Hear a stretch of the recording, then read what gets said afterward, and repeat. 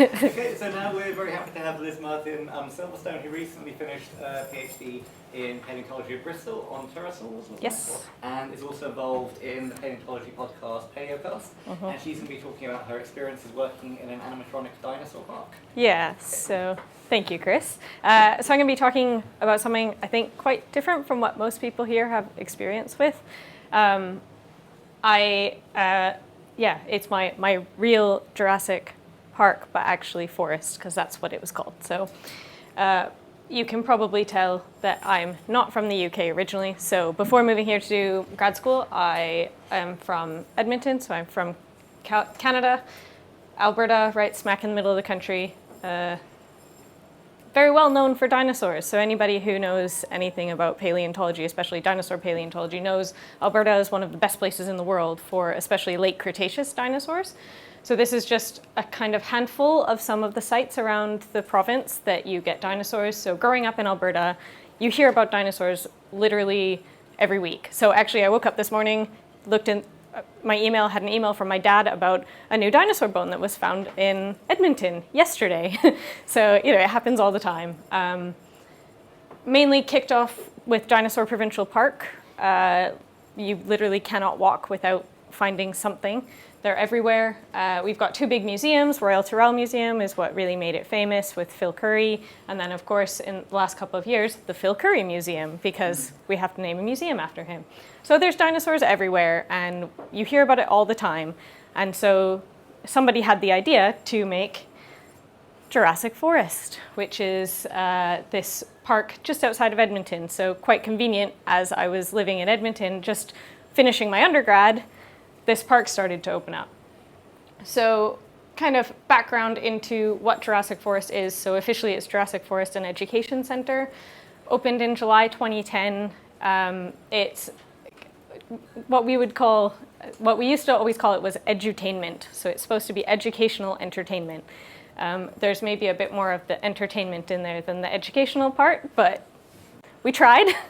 It's set in a 40-acre old-growth boreal forest, and the hope and kind of goal of it was to be as kind of natural as possible. So obviously the environment isn't what the dinosaurs would have been living in, but it's at least a little bit more natural looking than, say, an indoor cement park where you just have them with, something lying around. And the point was to try and have as little impact on the environment as possible. So there's these wooded walkways, so they're all raised off the ground.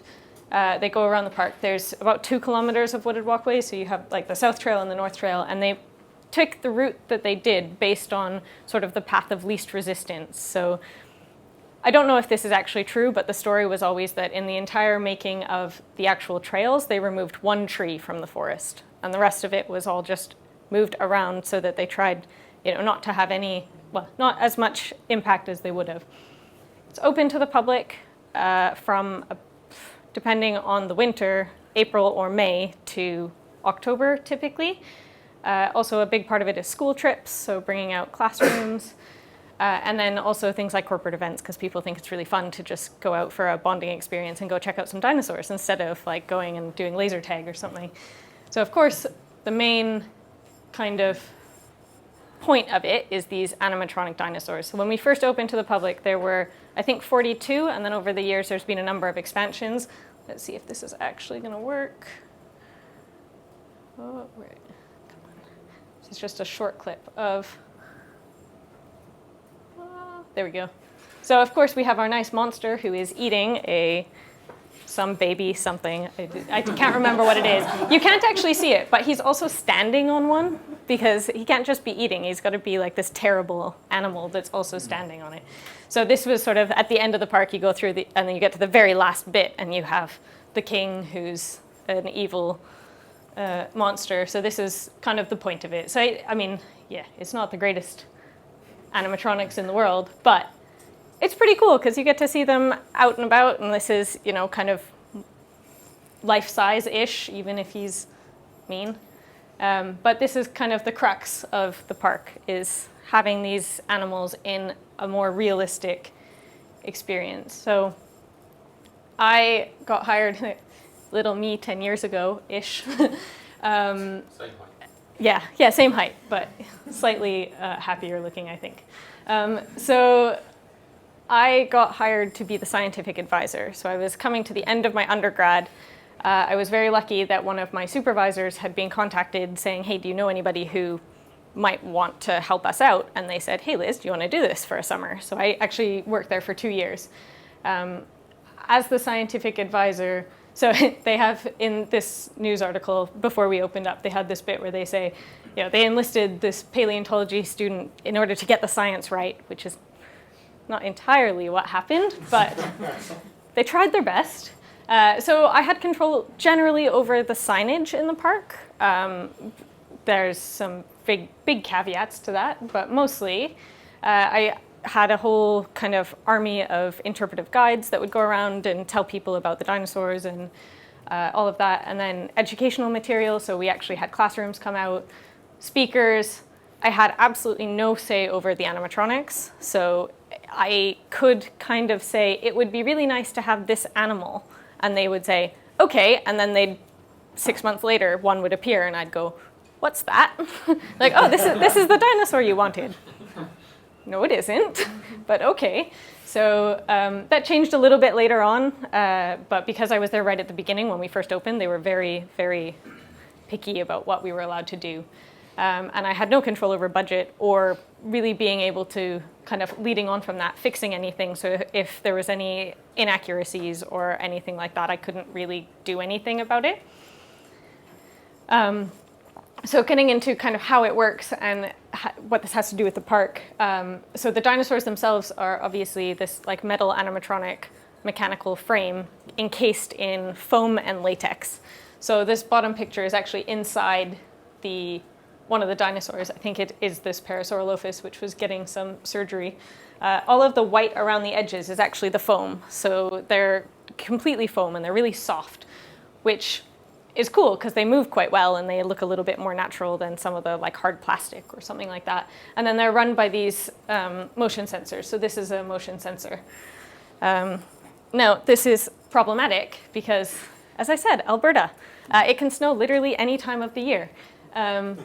This is a permanent display. It's not something that's temporary. It's not something that gets taken down and put up every year. So they have to withstand -30. This is actually taken in May after opening to the public. So yeah, they have to be able to last. But then also Alberta gets very hot in the summer. So you go from -30 in the winter to +30 in the summer, and that causes overheating. So these motion sensors are not just to go off all the time. They will have a delay because otherwise you get melted foam and the dinosaurs don't work very well. You also have problems with the sensors because it's outside, you get rain, you get wind, you get all these things, messes with the sensors. And this can be really problematic when you have people going, your dinosaurs aren't working. You're like, no, they do. You just have to wait a minute until the sensor resets, but so be it. My other favorite problem is the animals. So it's an outdoor park, and you get problems with things making nests inside the dinosaurs or taking chunks out of them. So in particular, I think this was the most problematic animal that we had in the park. This is the mummy moose that lived within the park, and every couple of years she had a calf, and that was great. There's no problem with that. The problem is that when she is looking to have a new calf and male moose appear, they decide that, I don't know if it was just like target practice or if they were competing, but they decided that in rutting season, dinosaurs are a really great thing to attack. And moose antlers against foam dinosaurs do not work very well. So we had a couple of very serious problems that we had to sort out, and dinosaurs losing tails, and there's nothing you can do about it because you're outside. So yeah, that was fun. Now getting into kind of the actual animatronics and things that I liked and didn't like. So these, in general, they seem to do a pretty good job at like herbivorous dinosaurs. I don't know what it was, but they were not bad. I think probably the Edmontosaurus was my favorite display in the entire park. I liked the setup. It was pretty accurate.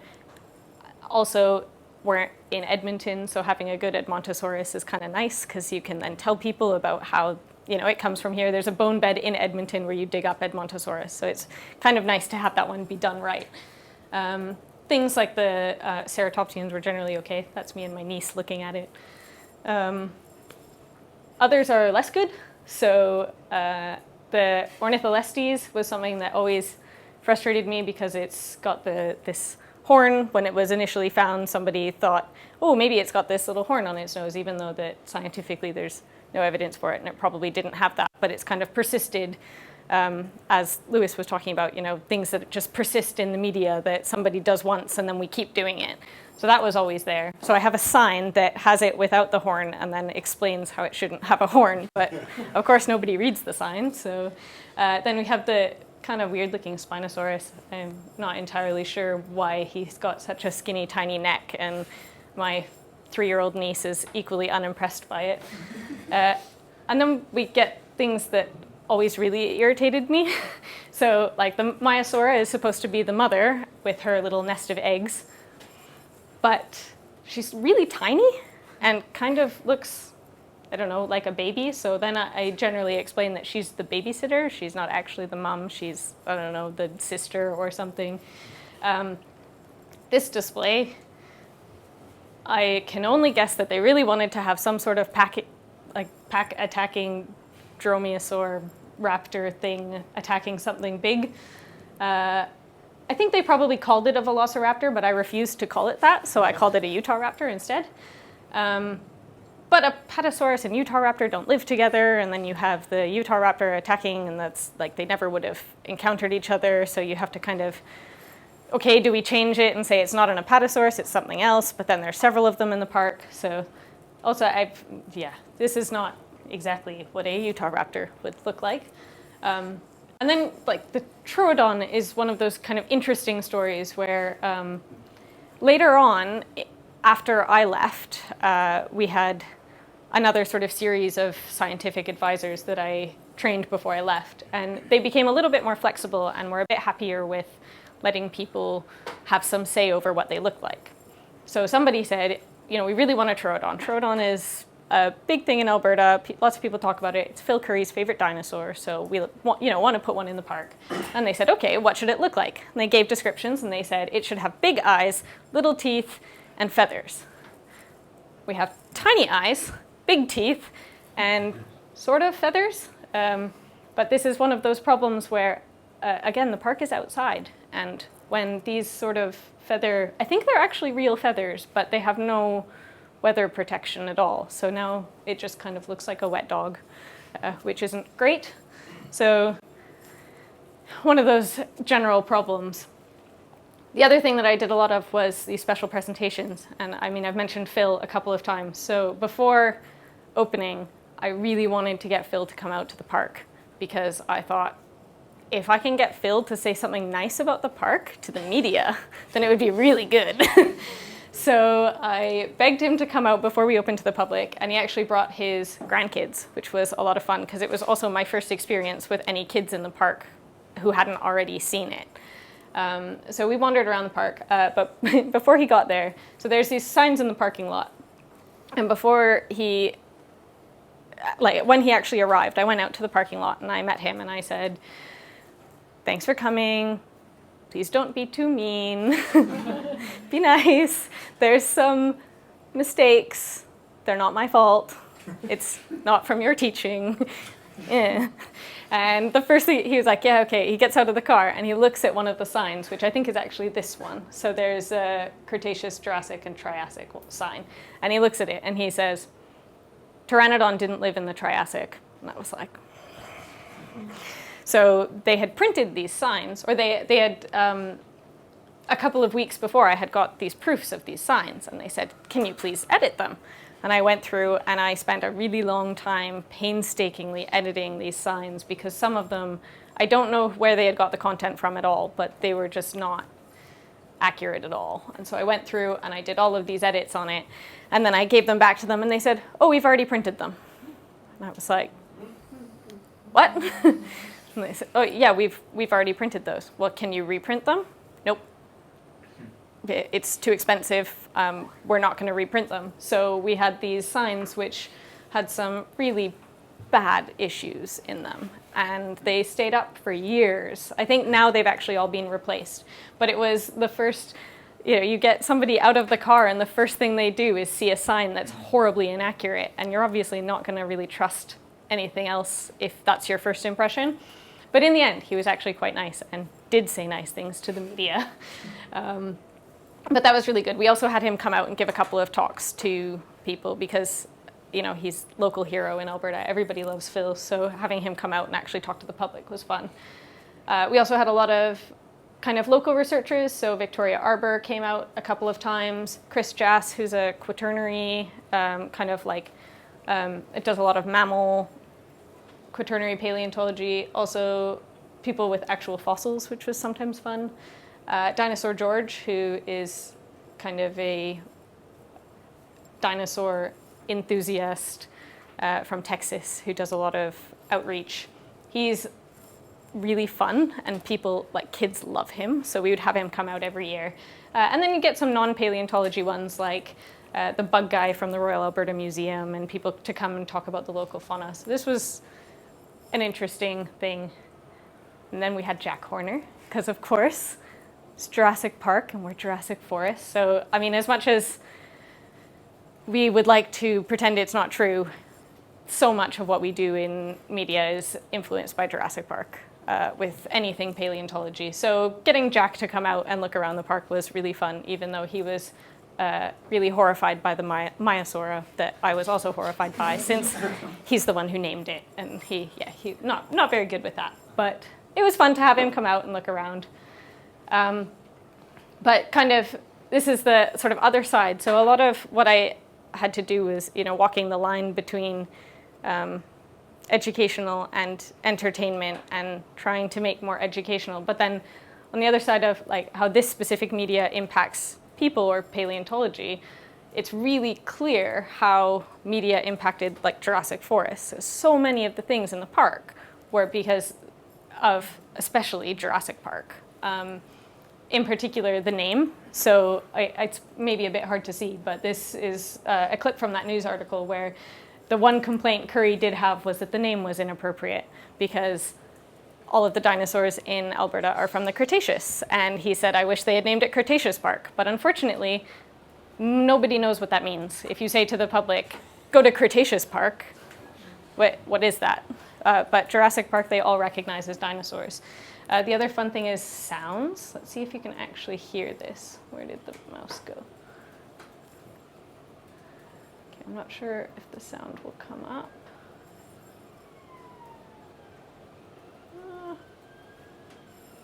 Oh, it's not good. Oh, there we go. That's the pteranodon. It sounds like something, who knows where that's coming from. And then we have, this is my favorite one.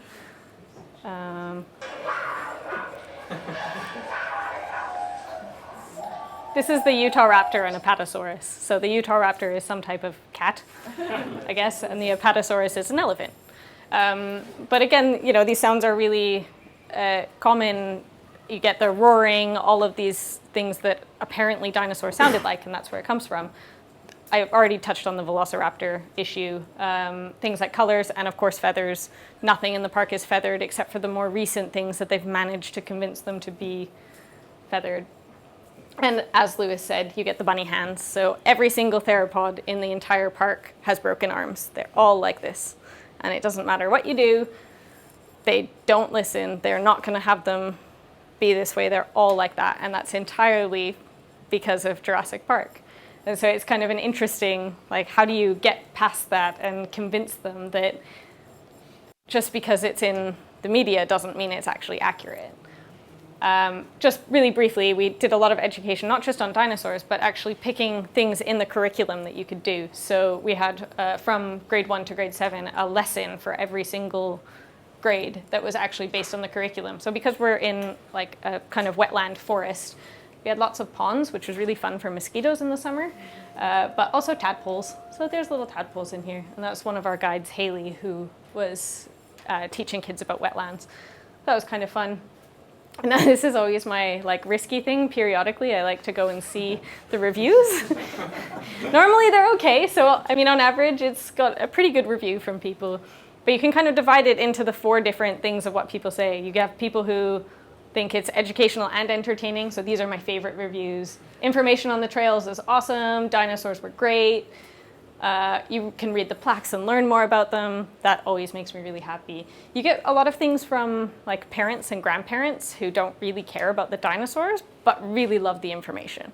And that's like my favorite kind of review to read.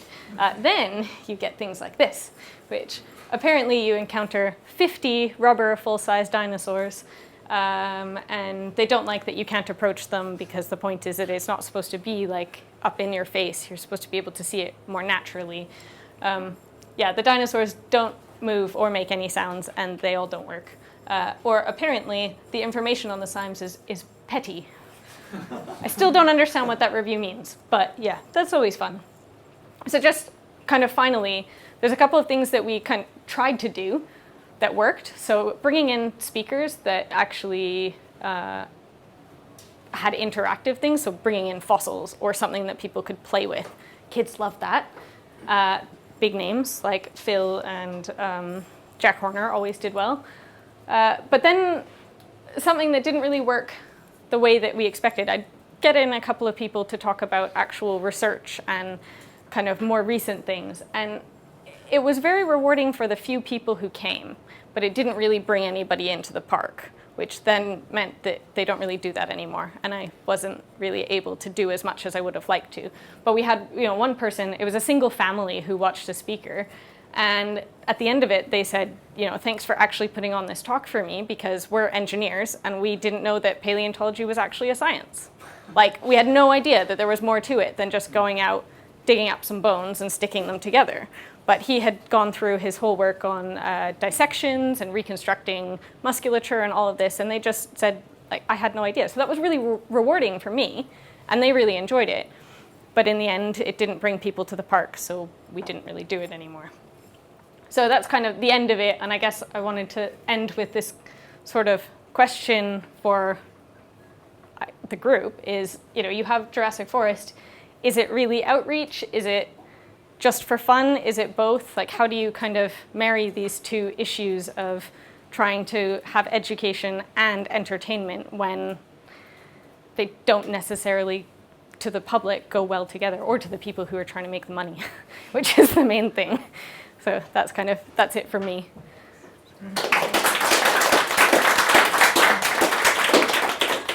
Okay, so any questions for Liz? Yes, Dave? I think I have the only question anyone wants to ask, which is, do you have videos of the moose attacking the dinosaurs? No. If not, why not? No, we do not, unfortunately. I think that they might have put a like motion camera up later on, but it's not something I've ever seen, unfortunately. But yeah. On your last slide, I think it said that bringing in the real fossils didn't work. It didn't. People weren't excited. No, so it's something, I got a bunch of stuff on loan from the university, and we set up a little display, and people just walked right past it. And I thought that it would be a nice addition, but most people just, I guess because people go there, especially for kids, and they're just expecting moving dinosaurs. They just want to see big moving dinosaurs. And so you put in real fossils and they're kind of like, where's the T-Rex? And so I really tried, but they just weren't interested at all. Yeah, they're thinking of something cool. No, sorry. Right, well, On the categorization question on whether the education entertainment access, I noticed a few slides ago that Google had it as a theme park. Yeah. It's always interesting, like what Google thinks something is. I think in Jurassic Park, Samuel L. Jackson has a line about having all the problems of a theme park and a zoo. Yeah. Like, within the film. How does it sit in your own mind? Do you think of it as because it's also it's a conservation area, presumably. Yeah. What is it? Yeah. To you? It's a good question. I think, to me, I always thought of it as an educational thing. That's what I always wanted it to be. But especially over the years, I've realized that that's not it. It's like, I was having this chat with Mark and Georgia last night. they wanted to have somebody to check things and to say that they had a scientific person there, but not necessarily to do what they suggested. And a lot of times they did do it, but at the end of the day, it was all about the bottom line. And so if what I suggested meant that you had to replace signs that they've already printed, they're not going to do it until they have to. So I think it is much more of maybe a slightly educational theme park, but it's only educational if you want it to be educational. So a lot of people in the park would just not read a single sign. And so like you do get these reviews where people say, oh, I walked through and it took me 15 minutes. Why would you spend all this money to go for 15 minutes? Like, well, that just means that you walked and didn't stop and look at anything. You didn't read a single sign. And that's not the point of it. The point is to go and read the signs and do a bit of learning as well. So yeah, they ended up, since I've left, there's now a mini golf there. So I think it's turned into a bit more, I think they realized they needed something else to keep people there because not everybody was doing the reading. And so that's how you get people to stay for a day. Did you have? Final question from Joe. Yeah, so why does the company hire you? I mean, you're excellent, but why does they hire a person like you, right? Why do they need a scientist to be scientific if it's a theme park and the bottom line is something that matters? I think that initially, I think they did want to have somebody to do the fact checking. They didn't want it to be completely wrong, because if it's completely bad, then you're never going to get Phil Curry to come out there and tell people it's good. Press a little bit more. Why do they need him to come out there? Why not just a little bit more advertising? Why not just treat it like an amusement park? Yeah, I think initially they didn't. No, it's a good question. I think they did want it to be educational, and they did want to make sure it was done right, and to be able to say that they have experts who are on their side, and that's why they did it. But then it kind of shifted away from that a little bit, I think.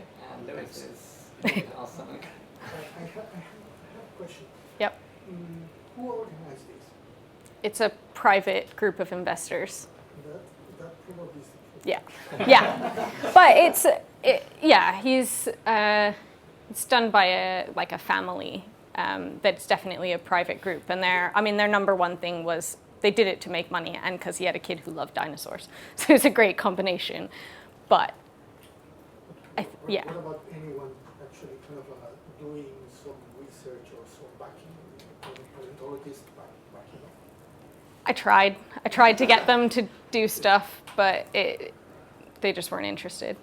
So, yeah. And Mark had a Just to follow up on Joe's question, do you think there was an issue that they hired someone like you thinking you might come along and go, maybe change that a little bit, but Yeah. it's great, and then they maybe didn't realise how deep into the well you can go Yeah. for dinosaur science and restoring dinosaurs and things, you come along and they're like, holy crap, now we've got loads of stuff to change. We didn't think about this. Yeah. We thought everything would be fine.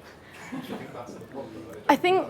I think that's part of it, and I think also thinking back on it, because I was hired as an undergrad and they were looking for undergrads. They weren't asking PhD students or like Phil Curry or anybody to come and do it. They said, do you have a student who would be interested? And so I think maybe they thought, an undergrad's not going to do too much. They're not going to tell us that this is wrong. And I mean, when it's something that's so obviously a problem, you're going to say something. Because even if you're just an undergrad, you know that Pteranodon doesn't live in the Triassic.